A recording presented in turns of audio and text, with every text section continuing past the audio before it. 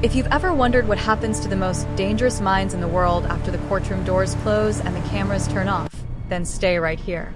Subscribe, hit that bell, and brace yourself, because what happens inside these walls will haunt you long after this video ends.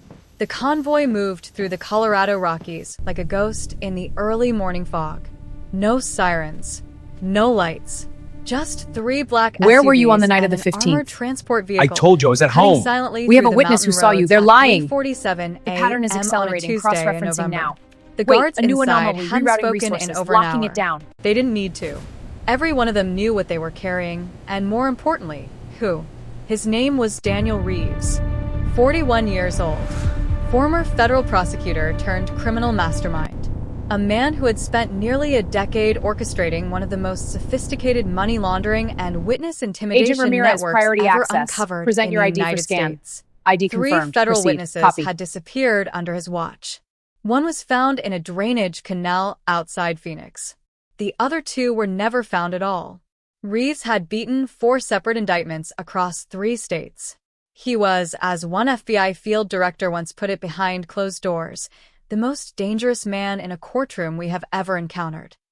Now, finally, he was going somewhere without a courtroom. ADX Florence, the administrative maximum facility. Sitting on 37 acres just outside the small town of Florence, Colorado, at an elevation of over 5,000 feet, it is, by every measurable definition, the most secure prison on the planet. No prisoner housed there has ever successfully escaped. Most of the men inside will never see the outside world again. Some of them will never see another human face beyond a small rectangular slot in a steel door. The transport vehicle slowed as it approached the outer perimeter. 12-foot reinforced concrete walls topped with razor wire stretched as far as the eye could see in the gray pre-dawn darkness. Motion sensors lined every corridor. Pressure pads covered every surface of the outer grounds. Laser detection systems, attack dogs, armed towers. ADX Florence didn't just want to keep people in. It wanted the world to understand that getting out wasn't even worth imagining. Reeves was processed in silence. His personal belongings, a watch, a wedding ring, a photograph of his daughter, were cataloged and sealed in a manila envelope. He was issued a khaki uniform, a pair of rubber-soled shoes, and a toothbrush. He was not told which cell block he was being assigned to. He was not given a tour. He was simply walked, hands cuffed to a chain around his waist, through a maze of electronically controlled doors, each one sealing shut behind him with a mechanical finality that seemed almost musical in its coldness. His cell was 7 feet wide and 12 feet long. A concrete slab served as his bed. A stainless steel toilet and sink were fused to the wall. A single light, recessed behind a thick plastic cover, hummed above him at all hours. There was one window, 4 inches wide and 42 inches tall, positioned in such a way that he could see only a narrow strip of Colorado sky and nothing else. No other inmates. No communal space. 23 hours a day alone. This was not punishment in the traditional sense. ADX Florence was designed for a very specific kind of criminal. The kind that even maximum security prisons couldn't hold. The kind whose influence didn't stop at the prison walls. The kind who, from behind bars, could still make phone calls that got people killed. But what the Bureau of Prisons didn't know when Daniel Reeves entered ADX Florence that November morning was that he hadn't arrived alone. Not really. Somewhere within the intelligence he had carried in his head for decades, information never entered into any court record, never handed to any lawyer, never whispered to any informant, was a secret that 3 federal agencies had been quietly hunting for 7 years. A name, a location, a network so deeply embedded in American infrastructure that its exposure, according to one classified internal memo, would fundamentally alter public trust in multiple institutions. Reeves knew they would eventually come asking.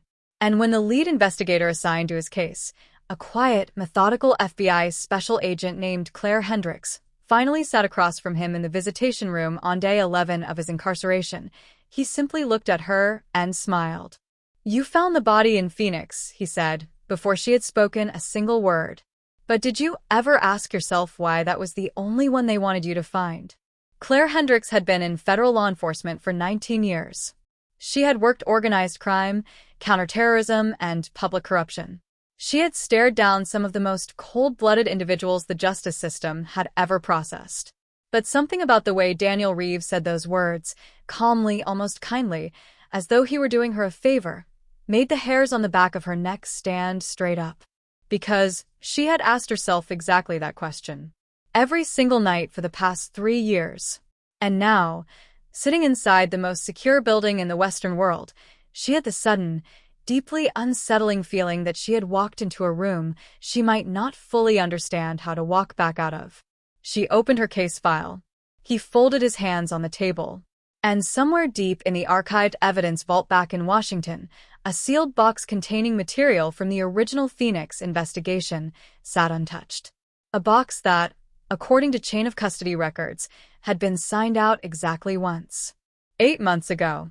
By an agent who had since retired unexpectedly, moved out of state, and stopped answering any form of communication. Claire Hendricks drove back to Denver in silence. No radio. No phone calls. Just the winding mountain road and the weight of 11 words that had been sitting on her chest since she'd left the visitation room. Did you ever ask yourself why that was the only one they wanted you to find? She had replayed the conversation 40 times before she even reached the highway. Reeves hadn't asked for a deal. He hadn't requested his attorney. He hadn't demanded anything at all. He had simply handed her a thread and watched her face to see if she knew what it connected to. That was the most disturbing part. Not what he said, but how certain he was that it would land. Back at the Denver field office, Claire pulled the full case file on the Phoenix body. The victim's name was Marcus Tully, 44 years old. Former logistics coordinator for a mid-sized federal contracting firm out of Arlington, Virginia. On paper, Marcus Tully was nobody. A mid-level bureaucrat who processed shipping manifests and vendor invoices. A man so unremarkable in his professional life that 3 separate investigators had initially questioned why Reeves would have had any reason to want him silenced.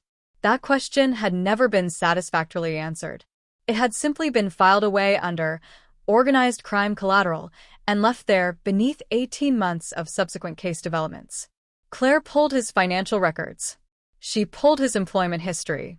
She cross-referenced his travel logs with Reeves' known associates. And then, at 11:23 p.m., alone in the office with a cold cup of coffee and the hum of fluorescent lights above her, she found it. A single entry, buried in a secondary vendor database attached to a federal infrastructure contract from 2019. Marcus Tully had authorized a series of payments, each one just below the threshold requiring additional review, to a shell company registered in Delaware. The company had no employees, no physical address, and no website. But it had a registered agent, a name she had never encountered in 4 years of building the case against Daniel Reeves. Raymond Colt. She typed the name into the federal database. Nothing flagged. She ran it through the FBI's internal network. One result. A personnel record. Raymond Colt had been a supervisory special agent with the Bureau's Organized Crime Division for 11 years. He had retired 14 months ago. He had relocated to rural Montana. And he had not responded to any official or unofficial communication since the week of his retirement. Claire sat very still for a long moment. Then she picked up her phone and called her supervisor, Assistant Special Agent in Charge David Marsh. It rang 4 times before he answered, his voice rough with sleep. "Hendricks, it's midnight." "I know," she said. "I need you to pull the chain of custody log on the Phoenix evidence vault. Specifically, the sealed supplemental box from the original Tully crime scene." A pause. "That box is classified internal." "Why?" "Because I think someone already pulled it 8 months ago. And I think I know who." The silence on the other end of the line lasted 3 full seconds. In 19 years of federal work, Claire had learned to read silence the way other people read words. And what she heard in those 3 seconds was not confusion. It was something closer to controlled alarm. "Come into the office first thing tomorrow," Marsh said. "Don't access anything else tonight." He hung up before she could respond. She stared at the phone for a moment. Then she screenshot every document open on her screen, forwarded them to a private encrypted email account she had maintained separately since her counterterrorism days, closed her work terminal, and left the building. She didn't sleep that night. Inside ADX Florence, Daniel Reeves was also awake. He lay on his concrete slab in the dark, staring at the ceiling with the patience of a man who had spent years learning how to wait. The strip of Colorado sky through his narrow window had gone from black to deep blue. He could hear nothing. Absolutely nothing. ADX Florence was engineered for silence the way a concert hall was engineered for sound. Every surface, every corridor, every sealed door absorbed noise until the world outside simply ceased to exist. But Reeves wasn't thinking about the silence. He was thinking about timing. He had said exactly what he intended to say to Claire Hendricks. Not a word more, not a word less. He had watched her face with the precision of someone who had spent 2 decades reading juries, judges, and adversaries across conference tables. And he had seen what he needed to see. She was smart enough to follow the thread, disciplined enough not to pull it too fast, and isolated enough within her own agency that she would instinctively protect the information before sharing it upward. That last part was critical, because what Reeves understood, and what Claire Hendricks was only beginning to suspect, was that the network he had once served as a peripheral architect hadn't collapsed when he was arrested. It had simply restructured, moved deeper, changed its terminology, its routing, its personnel. The conviction of Daniel Reeves had, in a perverse way, been useful to the people above him. It had closed the investigation. It had satisfied the public narrative. It had buried the threads that, if properly followed, would have led not to a disgraced lawyer in a Colorado prison cell, but to a constellation of individuals whose names appeared regularly in Senate briefings, defense contracts, and federal judiciary appointments. Reeves had stayed silent for 2 years in here. Not out of loyalty. Loyalty was a currency for people who still had something to protect. He had stayed silent because he was waiting for the right investigator to walk through that visitation room door. Someone without political entanglements. Someone whose career was built on cases, not connections. Someone who would understand what he was handing them and have the instinct to hold it close before the wrong people noticed it moving. Claire Hendricks was that person. He had known it from the first page of her personnel file, which he had requested through his attorney under a legal discovery motion 2 months before she was ever assigned to his case. He had, in essence, chosen her. The next morning, Claire arrived at the field office 40 minutes early. She wanted to be at her desk when Marsh walked in. She wanted to watch his face when he saw her there. But when she badged through the entrance and took the elevator to the 4th floor, she found her workstation had been logged out remotely overnight. Her access credentials to the Phoenix case files had been suspended, pending internal review. A yellow sticky note on her monitor read, in Marsh's handwriting, "My office. 8 a.m. Do not discuss with colleagues." She sat down slowly, looked at the note, looked at the blank screen. Then she looked around the open office floor at the handful of early arriving agents, none of whom met her eyes. In her jacket pocket, her personal phone buzzed once. An unknown number. A text message containing 4 words and nothing else. "He knows you looked." Claire's jaw tightened. She folded the sticky note carefully, slipped it into her pocket alongside the phone, and walked to the window. Outside, Denver was waking up. Traffic moving. People walking. A city carrying on with ordinary life, completely unaware that somewhere beneath the surface of the institutions designed to protect them, something had been rotting for a very long time. She had 45 minutes before 8 o'clock. She used them. Because if Raymond Colt had pulled that evidence box, and if someone inside her own building already knew she had found his name, then the next move wasn't going to Marsh's office and sitting down across from a man who might be part of the very architecture she was trying to expose. The next move was going back to ADX Florence. Today. Unscheduled. Unannounced. And getting Daniel Reeves to give her the one thing she needed before whoever sent that text message decided she had already learned too much. Claire Hendricks didn't tell anyone where she was going. She signed out a bureau vehicle under a routine case visit designation, kept her personal phone in the Denver field office bathroom trash can behind a paper towel, and drove south on Highway 115 with nothing but her credentials, her encrypted personal device, and a recorder she had purchased with cash from an electronics store 6 months ago during an unrelated investigation. She had carried it ever since, the way some people carry a spare key. Just in case the day came when official channels became the danger instead of the solution. That day was today. The drive to Florence took just over 2 hours. The morning sky over the Rockies was the kind of cold, clear blue that made the landscape look almost peaceful, all granite and pine and open space, which made ADX Florence, when it finally came into view, feel even more jarring by contrast. A fortress of gray concrete rising out of the earth like something that had been buried and then pushed back to the surface. Surrounded by wire and silence and the particular stillness of a place designed to erase the concept of tomorrow. She badged through 3 separate security checkpoints, each time providing her credentials and citing an active federal investigation. The facility duty officer, a broad-shouldered man named Garrett who had been at ADX for 9 years, looked at her visit request with the careful attention of someone accustomed to spotting irregularities. "This isn't on the scheduled log, Agent Hendricks." "It's time-sensitive," she said. "I can have my ASAC call down if you need authorization." She said it calmly, knowing full well she could not have Marsh call anyone.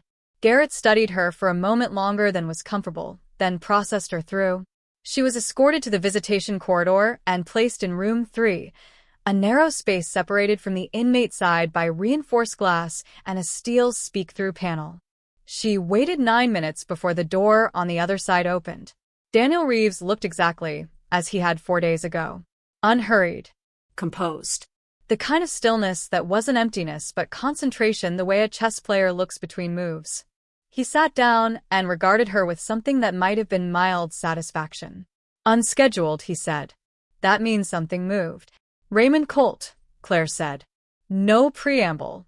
No pleasantries. He pulled the Phoenix evidence box 8 months ago. I need to know what was in it that was worth protecting." Reeves was quiet for a moment. He looked at the table between them. Then he looked back at her.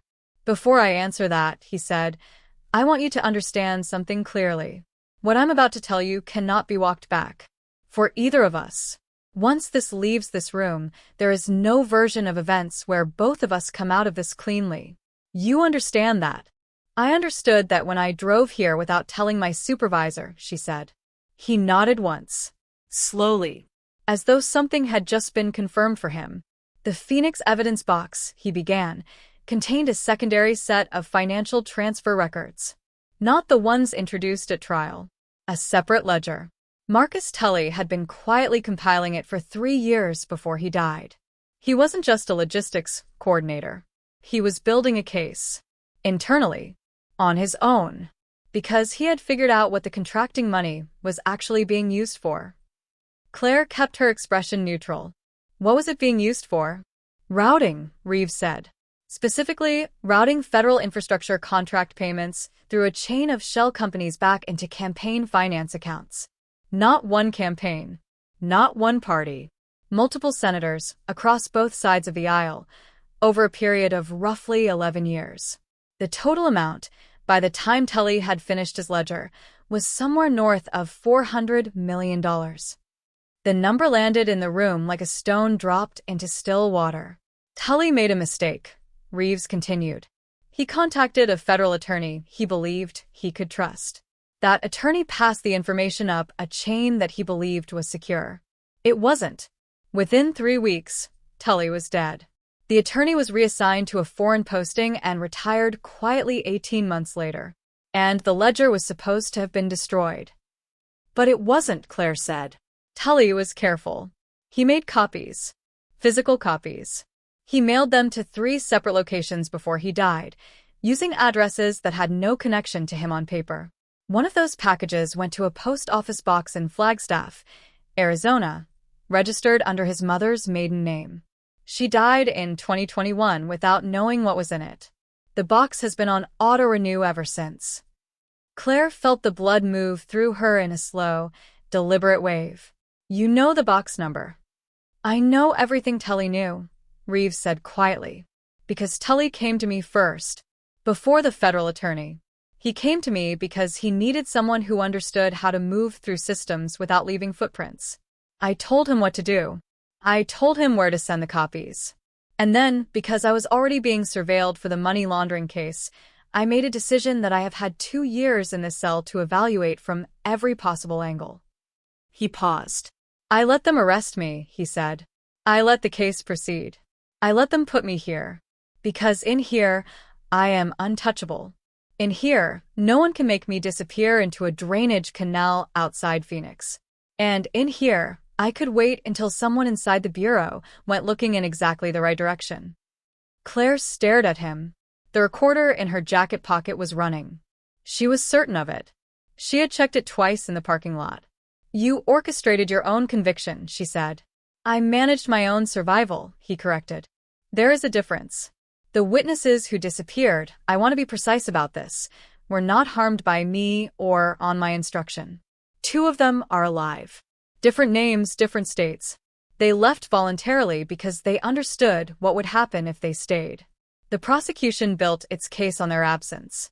I allowed that narrative because it put me exactly where I needed to be. Claire was quiet for a long moment. Outside the visitation room, the facility was silent. The particular, engineered silence of ADX Florence pressing in from every direction. Give me the post office box number, she said. He told her. She wrote nothing down.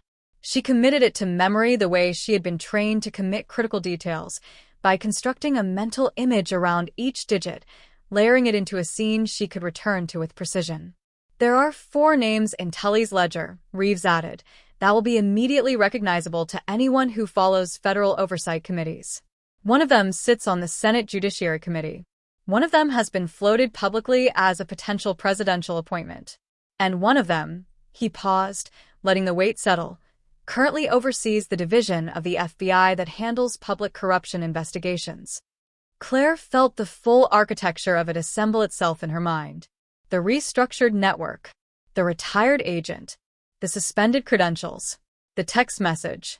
Someone inside her own building, connected to someone connected to the ledger, had been watching for exactly this moment since the day Reeves arrived at ADX Florence. She stood up. If I walk out of here, and something happens to me before I reach that post office box, is there a contingency? Reeves looked at her steadily. The 3rd copy was never retrieved. I sent it somewhere I have never told anyone. If you don't surface with the Flagstaff materials within 72 hours, a letter goes out. Automatic. I arranged it before my arrest. He allowed a small, measured pause. I told you. I've had 2 years to think about this from every angle. She held his gaze for a moment. Then she turned and walked to the door. Agent Hendricks. She stopped but didn't turn around. Tully believed the system could correct itself if the right people were given the right information, Reeves said. He died believing that. I want to know if he was right. She left without answering. Because she didn't know yet.